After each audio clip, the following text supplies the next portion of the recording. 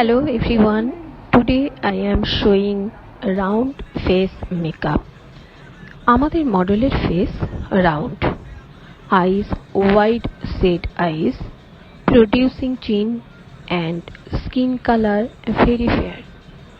এই ভিডিওতে আপনারা দেখতে পারবেন আমি কি করে কারেক্টিভ মেকআপ এবং গরমে ওয়াটারপ্রুফ মেকআপ ও হালকা ওয়েডিং গেস্ট পার্টি মেকআপ করেছি।